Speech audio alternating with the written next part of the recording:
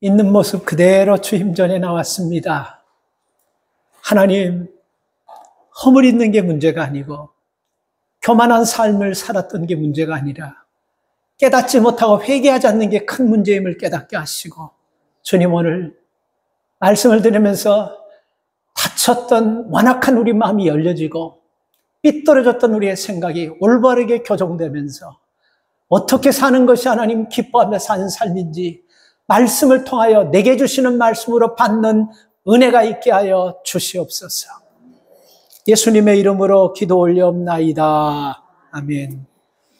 지난주 인천국제공항에서요, 전 삼성전자 상무였던 사람이 갑자기 체포됐어요. 그 사람이 2018년도에 중국에 가가지고 한 번도 들어오지 않다가 2023년도 지지난주에 들어왔는데 공항에서 딱 잡혔습니다. 그 이유가 뭐냐면, 대한민국의 삼성전자 반도체는요, 국가 핵심 기술이에요. 그래서 비밀로 다 국가가 보장하고 보호합니다.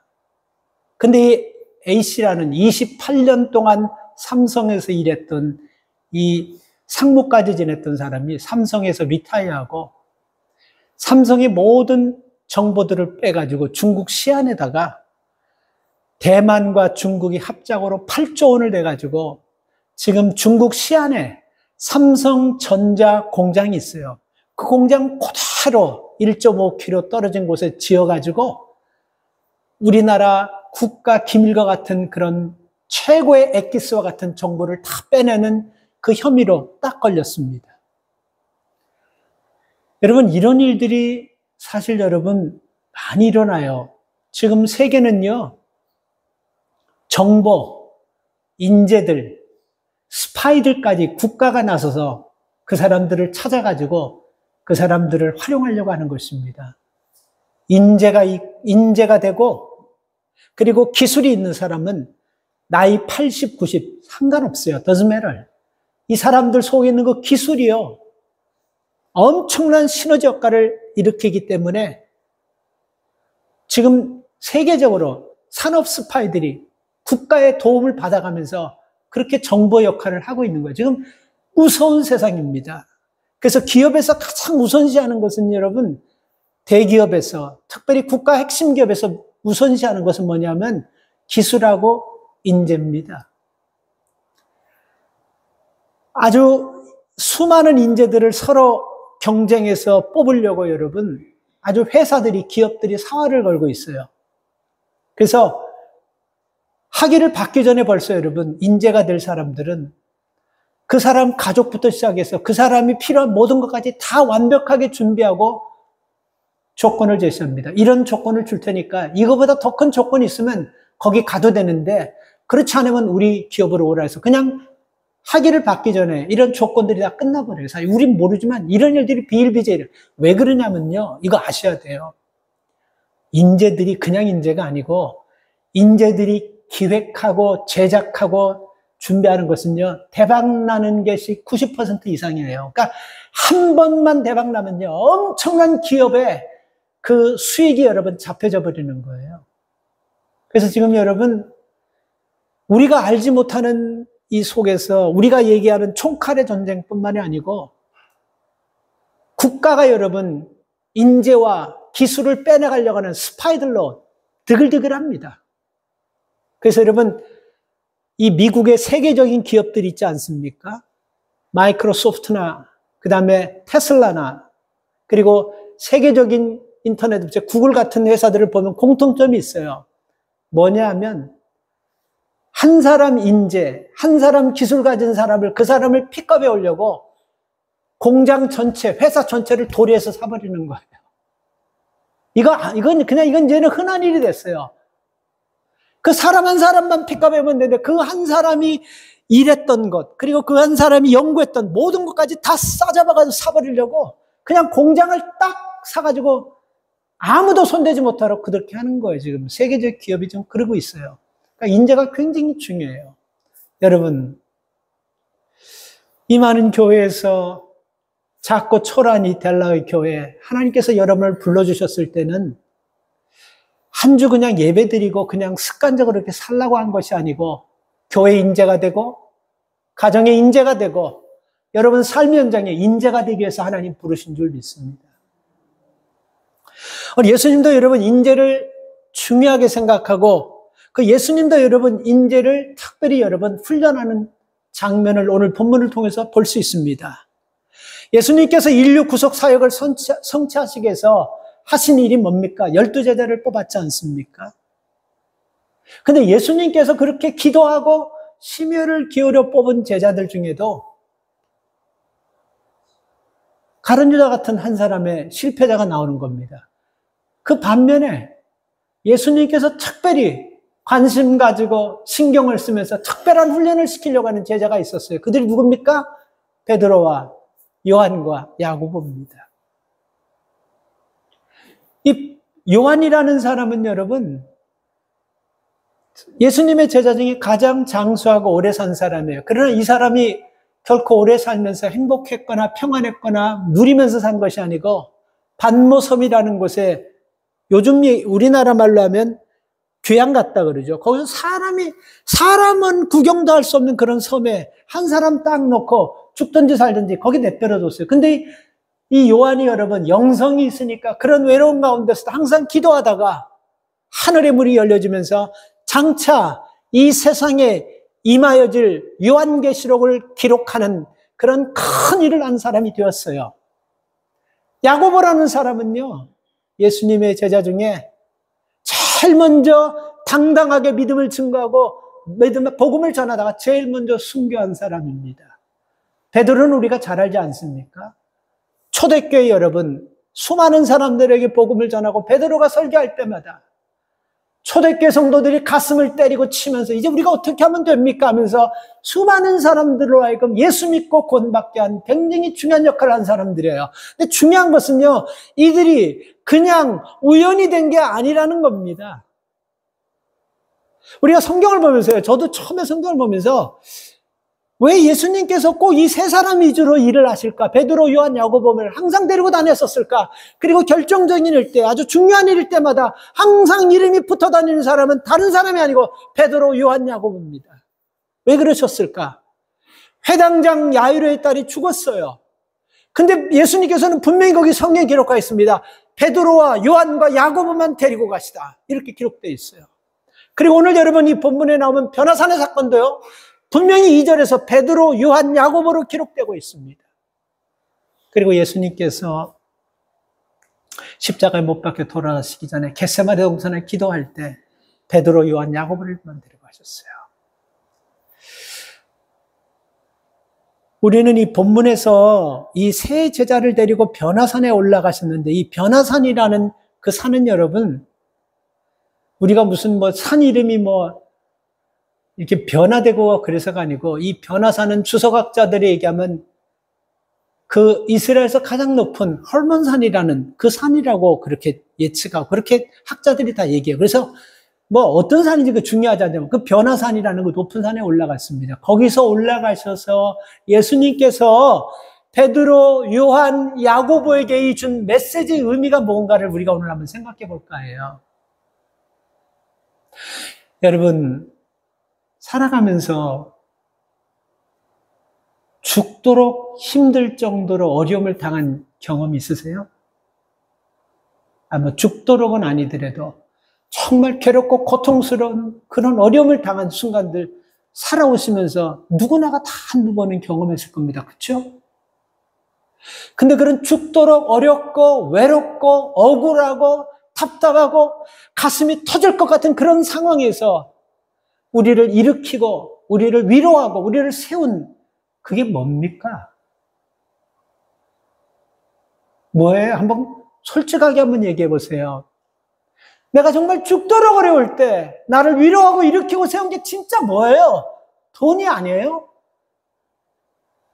자식 아니에요? 내가 가지고 있는 것 아닙니까? 내가 배운 지식 아닙니까? 내가 믿고 의지했던 그런 거 아니에요?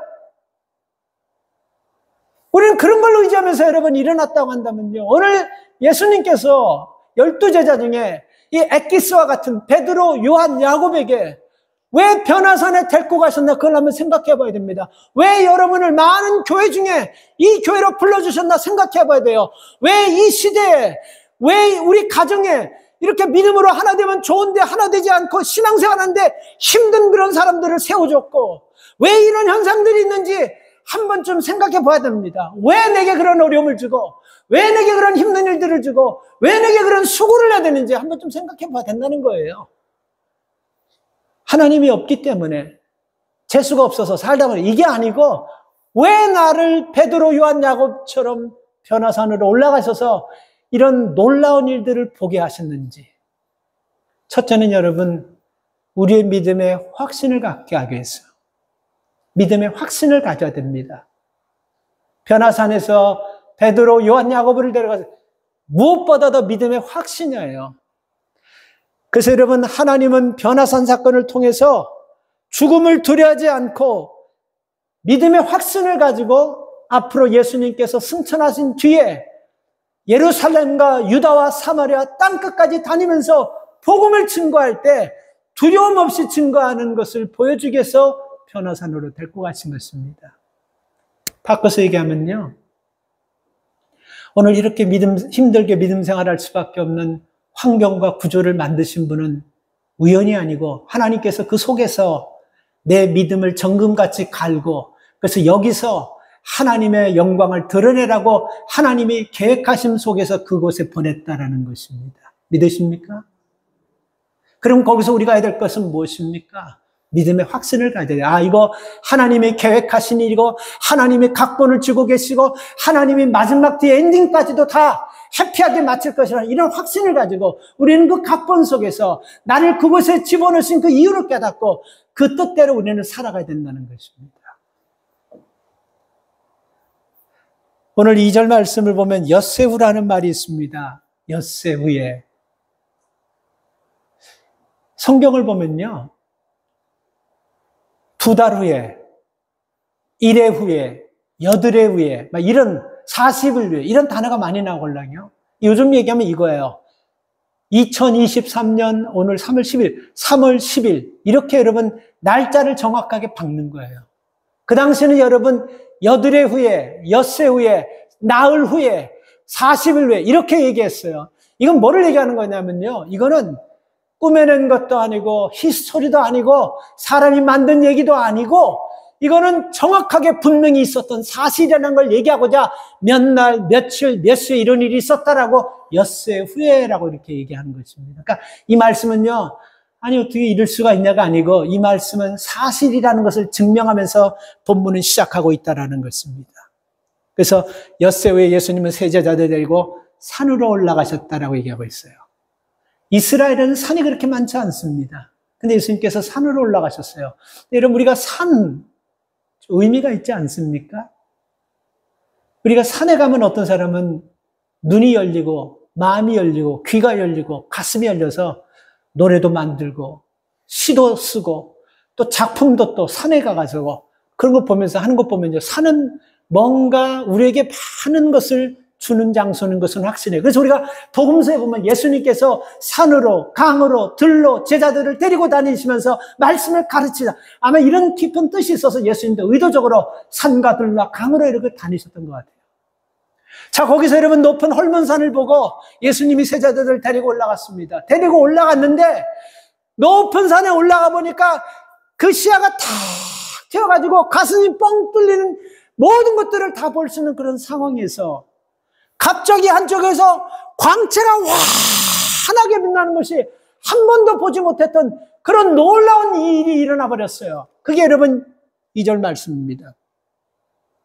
저희 앞에서 변형되셨어요. 예수님께서 변형되셨어요. 그리고 3절에 보면 그 옷이 광채가 나서 세상에서 빨래하는 자가 그렇게 희귀할 수 없을 만큼 하얗게 빨렸다고 얘기하면 빨래된 것이 아니고 하얘졌다는 거, 광이 날 정도로. 여러분, 이거 빨래 하얗게 속옷 같은 거 하얗게 나오면 기분 좋지 않아요? 빨았을 때요. 이게 물에 굉장히 영향을 받잖아요.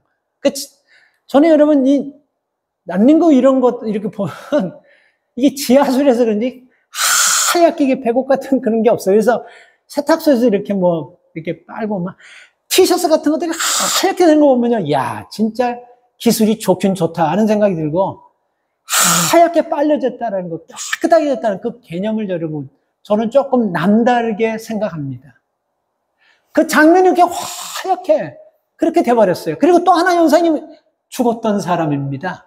몇백 년 전에 죽었던 모세가 나오고 엘리야가 나오는 겁니다. 이거 좀 이상하지 않습니까? 이 구도가요. 이게 뭐 이러면 어제 죽었던 사람다. 이건 세대가 다른 몇백 년 뒤에 죽었던 사람들이 떡 나와가지고 예수님과 함께 대화하는 거예요. 그리고 거기에 광채가 막 비치는 거예요.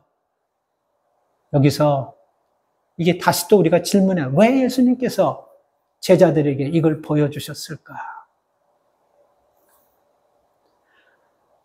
여러분, 아까도 말씀드렸지만 삶을 살아가면서 여러분, 특별히 여러분 예수님의 제자, 이 세 제자들 다 그렇지만 베드로, 요한, 야고보가 복음을 전하면서 참 험난하고 힘들게 살지 않았습니까?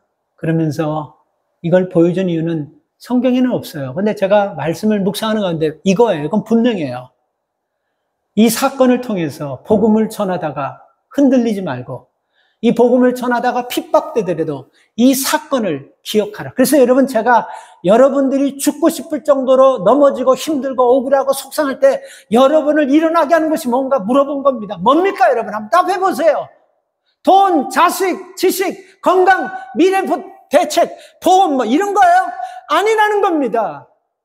여러분, 우리가 살아가면서요, 힘든 일을 만나고 어려운 일을 만났을 때, 죽고 싶을 정도로 어려운 일을 만났을 때 하나님의 이 압도적인 은혜를 받은 사람들은요, 그 힘들고 어려운 은혜를 그 상황에서 그 내게 주신 은혜를 기억하면서 일어나게 될 줄 믿습니다. 자녀들도요, 아무리 가난하고 어렵게 자라도 이 사랑을 많이 받고 자란 애 있지 않습니까? 아이들이요. 그 위기 어려움에서 그 아이들이 훨씬 더 빨리 극복해 나간다고 합니다. 이건 사실이에요. 심리적으로요. 오늘 여러분 우리에게 보여주시는 이유, 그리고 예수님께서 제자들에게 보여주신 이유가 바로 그런 거라는 것입니다. 그래서 이런 것이 없으면요, 우리가 믿음으로 살면서 대충 적당히 믿는, 그냥 형식적인 습관으로 믿는 그런 사람이 되다가 문제가 털컥 만나서 어려운 일이 생기면요, 항상 생각하는 것이 그 문제 속에서, 어려움 속에서 나를 일으키는 것이 받은 은혜, 하나님의 믿음에 대한 확신이 아니고 돈, 자식, 명예 가지고 있는 이거를 떡 생각해서 계속해서 우리는 그 어려운 반복 속에서 헤어나지 못하고 꼭 그렇게 늘 살아가는 것입니다. 선데이 어셈블리라는 교파가 있어요. 선데이 어셈블리. 이 영국에 생겼어요. 정확하게 지금 10년 됐습니다. 2013년, 네. 2013년 생겼어요. 영국에 생겼는데, 이게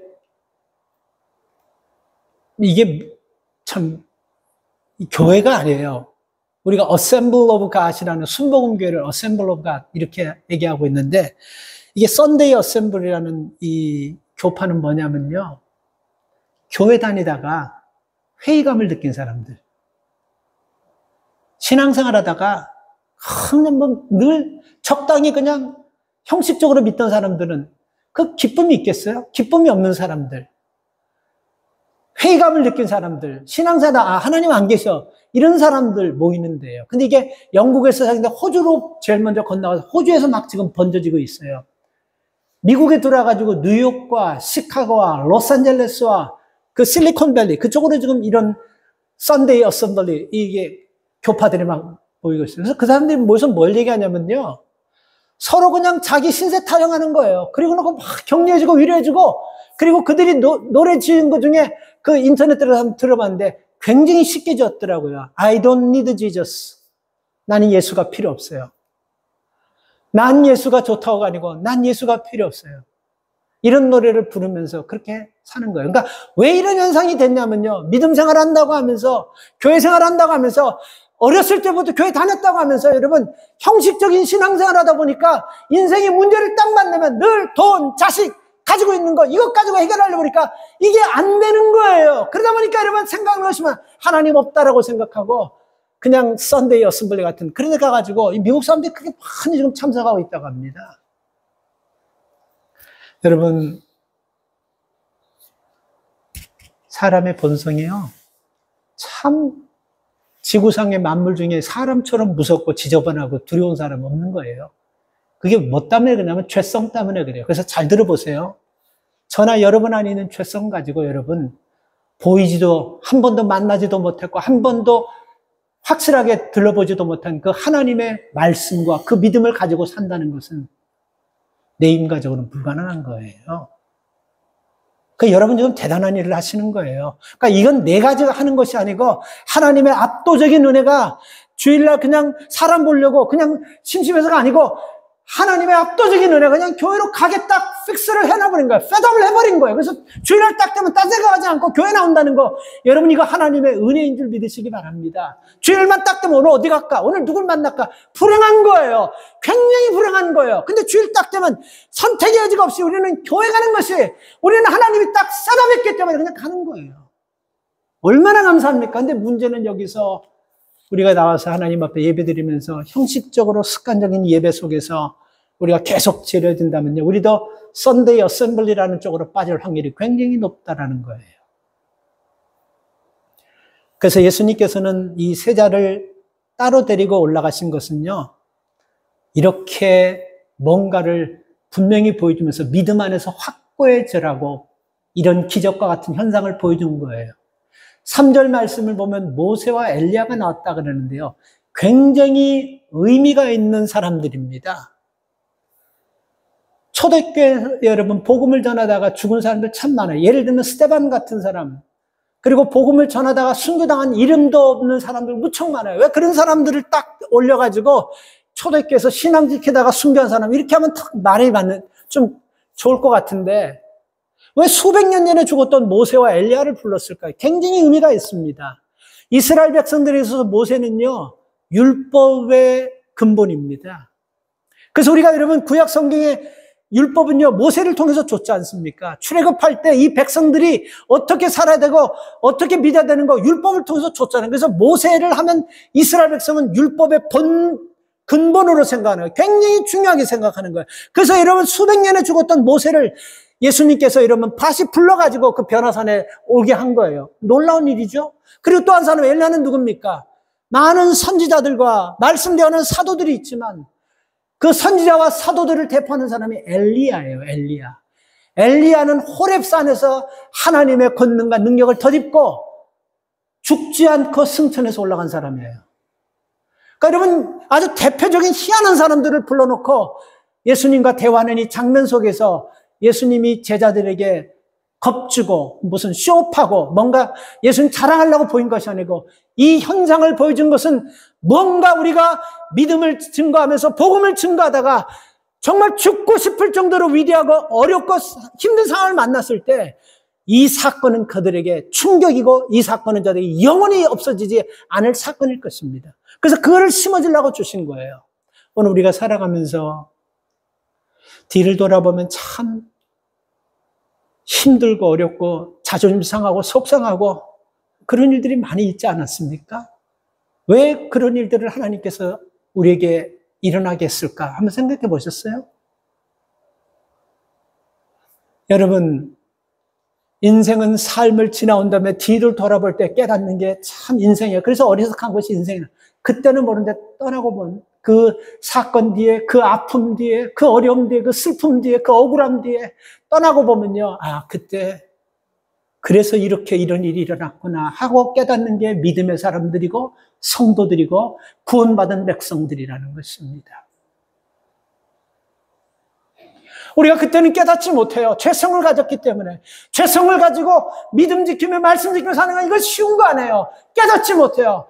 그래서 여러분 베드로, 요한, 야고보가 복음을 전하다가 이들은 감옥에도 가고 이들은 두들겨 맞기도 하고 핍박도 받고 그럴 때마다 인간이기 때문에 힘들고 두렵고 무섭지 않겠습니까? 그럴 때마다 변화선상에서 그 수백 년 전에 죽었던 모세와 엘리야를 세워 살려가지고 말씀을 나눴던 그걸 기억하라는 거예요. 이 말은 뭡니까? 삶과 죽음을 주관하고 삶과 죽음 속에서 주관하시는 모든 분이 예수 그리스도임을 보여주는 것입니다. 그래서 우리가 살아가면서 우리가 너무 여러분 뭐 죽음 그리고 고통 이런 거에 여러분 깊이 생각하면서 두려워하지 마시기 바랍니다. 이거 다 하나님께서 수백 년 전에 죽었던 사람까지 불러내가지고 예수님과 대화하게 하면서 제자들에게 보여준 것처럼 하나님께서 우리에게 이런 말씀을 통해서 깨닫게 하시고 느끼게 하시고 체험하게 하시는 것은 바로 삶을 살다가 믿음을 포기해버리고 싶은, 신앙을 놓아버리고 싶은 그런 상황에서 우리로 하여금 일으키고 세워주게 한 것인 줄 믿으시기 바랍니다. 자, 이때 베드로와 요한과 야고보의 믿음 상태가 이제 문제예요. 이렇게 예수님은 특별한 계획을 가지시고 이런 준비를 하시면서 그들을 그 변화산까지 올라갔는데 문제는 베드로, 요한, 야고보의 심리 상태, 영적 상태입니다. 그들이 여러분 영적 상태와 심리 상태가 어떠냐면요. 오늘 이 사건이 있기 전에 여러분 8장을 보면요. 그 8장에는 우리가 잘 아는 사건 하나가 또 일어납니다. 잘 아는 사건이에요. 가이사랴 필립보에서 예수님의 제자들과 예수님을 따르는 사람들이 예루살렘으로, 다시 말하면 이 변화산을 통해서 예루살렘 쪽으로 좀 진행하고 있는 거예요. 그 과정을 가다가 가이사랴 필립보에서 예수님께서 제자들에게 질문했잖아요. 야, 사람들이 나를 뭐라고 하느냐? 누구라고 하느냐? 그랬잖아요. 그죠? 그리고 그 다음에 또 무슨 질문을 했죠? 너희는 나를 누구라고 하느냐?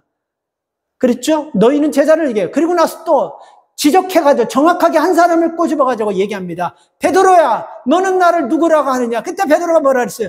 주는 그리스도시요 살아계신 하나님의 아들입니다. 이 얘기하고 나서 6일 된 뒤에요. 근데 그 8장 사건을 보면요. 예수님이 이 말씀을 하시고 나서 뭘 얘기했냐면 인자가 예루살렘에 들어가서 장로들과 대제사장에 붙잡혀서 핍박을 받고 고난을 받고 죽을 것이라 이렇게 얘기를 하셨어요. 근데 이 사람들이요. 이 얘기는 싹 빼먹고 자기가 고백했던 거 주는 그리스도 살아 이것만 딱 기억하면서 핵심 정말 예수님께서 말씀한 가장 중요한 포인트는 잊어버리고 사는 거예요. 그렇기 때문에 바로 이들을 통해서 1세대를 변화시키고 이들이 복음 전하다 다 순교할 자들인데 이들에게 복음의 확신을 주시기 위해서 변호사로 데리고 가셔서 그 놀라운 사건을 보여주신 것입니다.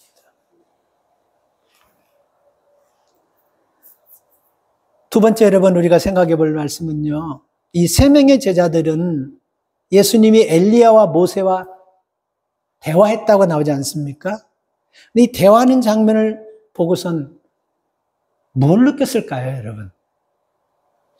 혹시 꿈에 예수님 한번 본 적 있어요? 꿈에 보고 대화하고.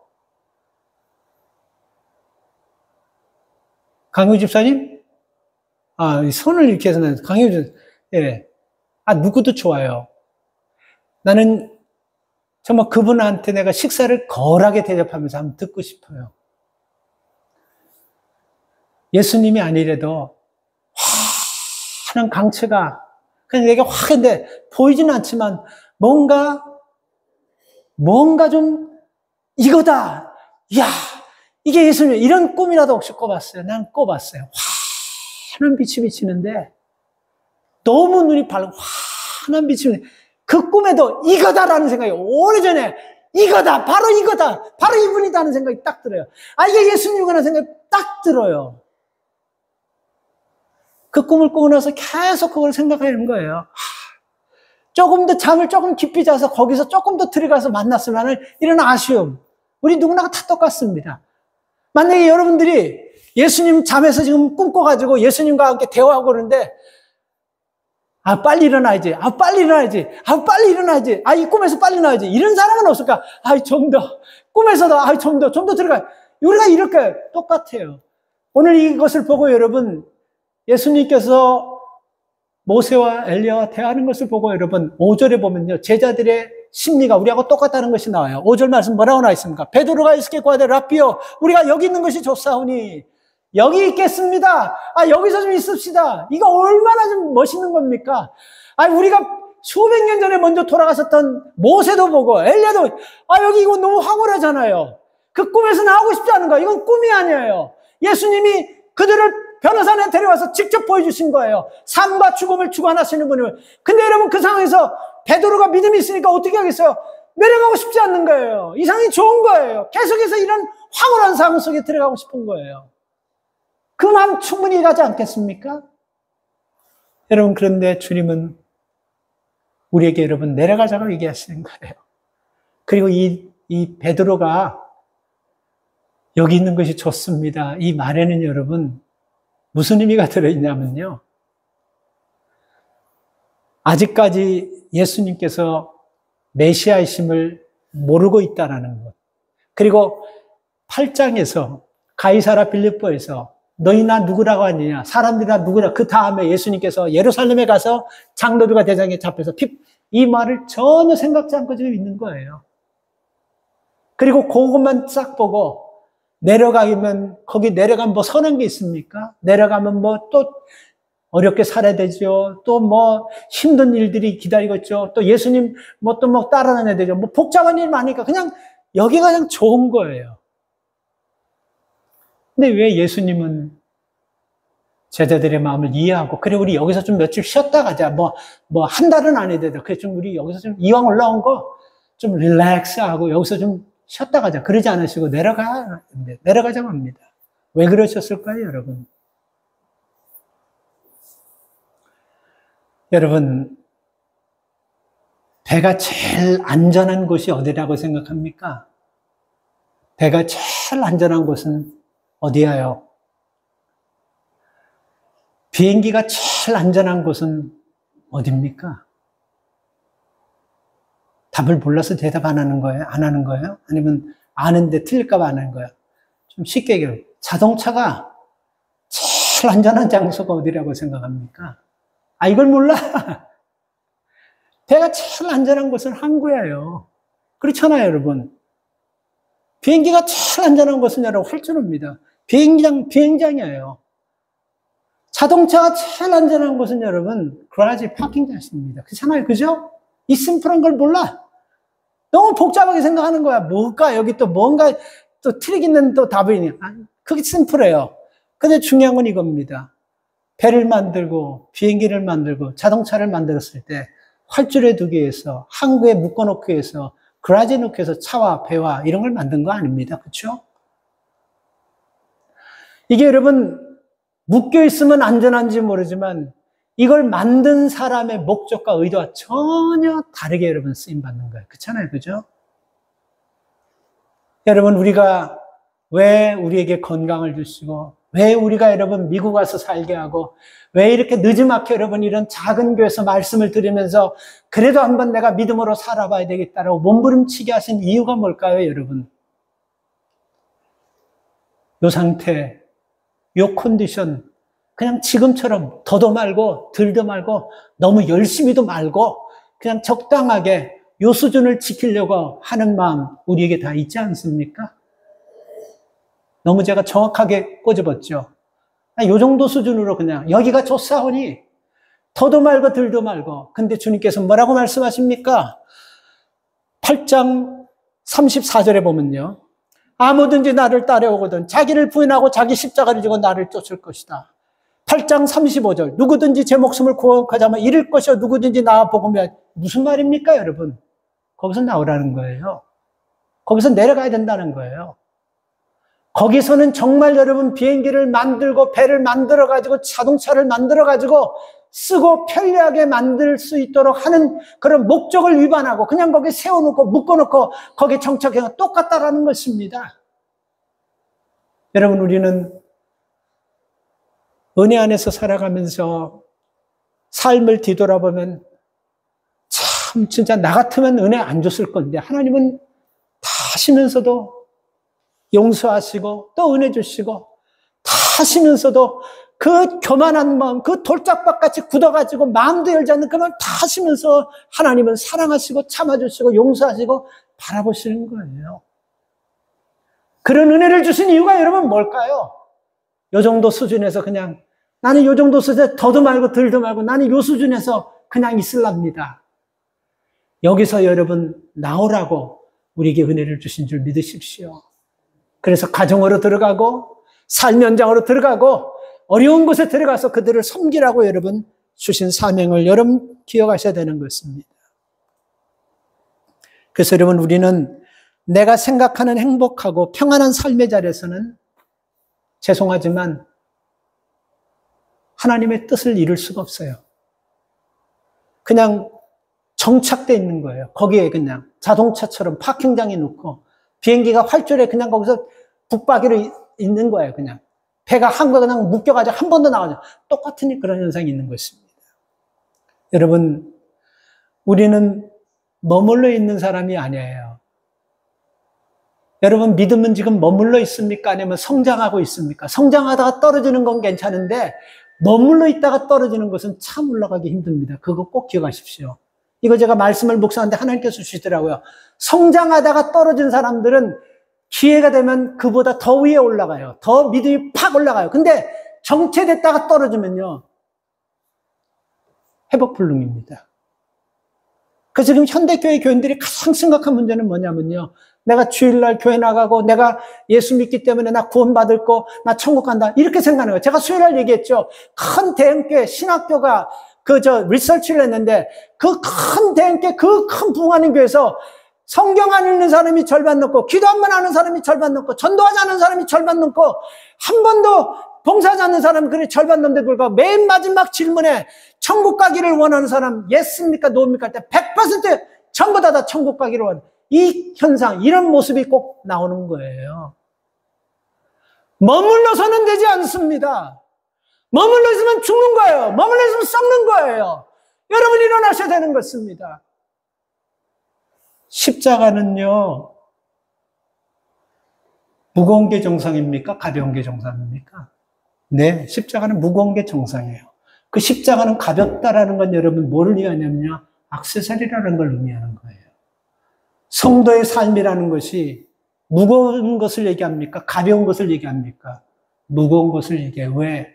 주님을 품에 안고 주님을 모시고 살기 때문에 인생이 무거울 수밖에 없어요. 절대로 가벼운 것 아닙니다. 믿음의 삶은 여러분 가볍지 않습니다. 무거운 거예요. 쉽게 여러분 우리가 가볍게 생각하고 내 중심으로만 여러분 생각하는 것은 믿음의 삶을 사는 사람이라고 할 수 없습니다.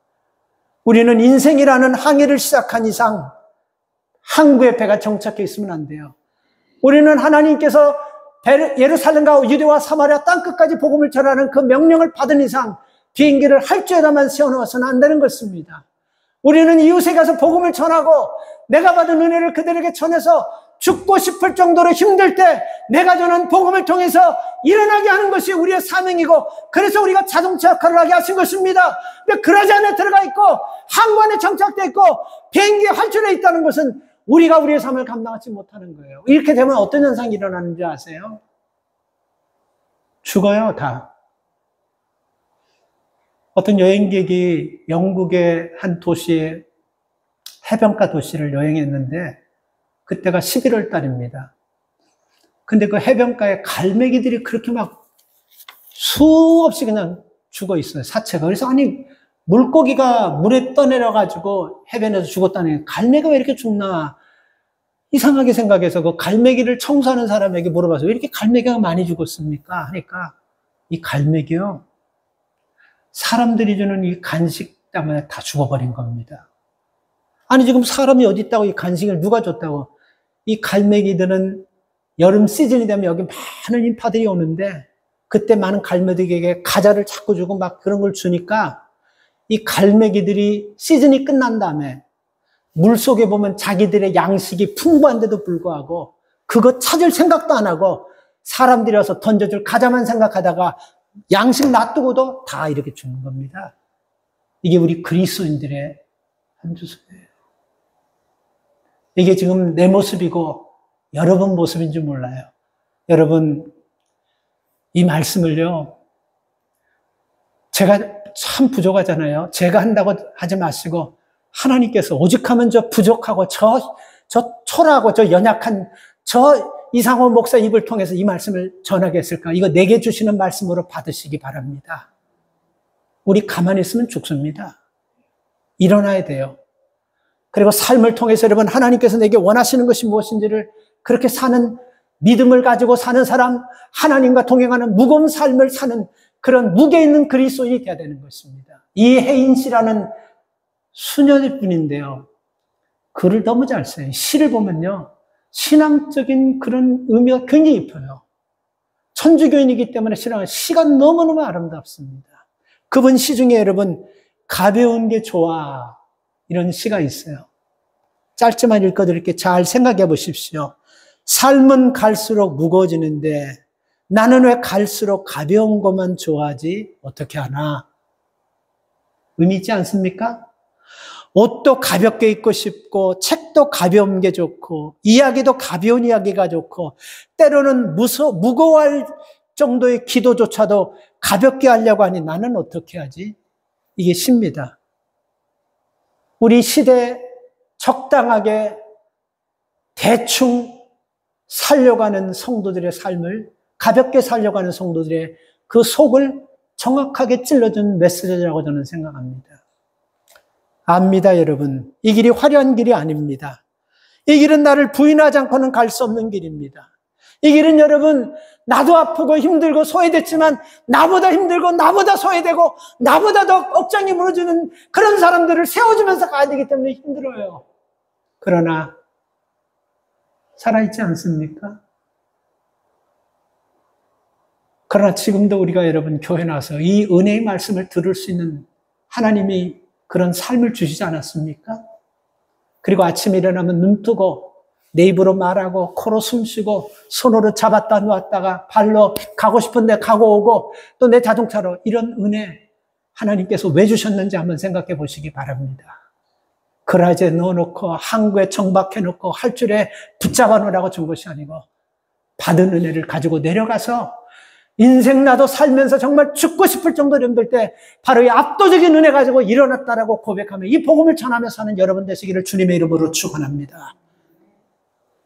하나님, 성령께서 하나님 우리에게 주시는 말씀으로 양심으로 받게 하시고 가슴으로 받게 하여 주십시오. 우리도 하나님 대충 형식적으로 믿다. 아버지, 우리도 이렇게 썬데이 어셈블리라는 그런 모임으로 빠져버릴 수 있는 것입니다. 우리에게 삶 가운데 뒤돌아보면 수많은 일들이 있었지만 그 일 뒷면에는 보이지 않으시는 하나님의 손이 변화산상에서 제자들에게 보여주신 같은 은혜가 있었고 하나님의 살아계신 증거가 있었고 우리를 도우신 역사가 있었습니다. 이런 것을 왜 보여주고 왜 이렇게 하나님이 간섭하셨는지를 깨닫고 하나님 우리가 믿음의 삶을 살다가 죽을 만큼 힘들 때 하나님 그때 그 은혜를 깨닫고 일어나는 성도들 되게 하시고 그 은혜로 우리 주변을 살리는 하나님의 종들이 되게 하여 주시옵소서. 예수님의 이름으로 기도 올려옵나이다. 아멘.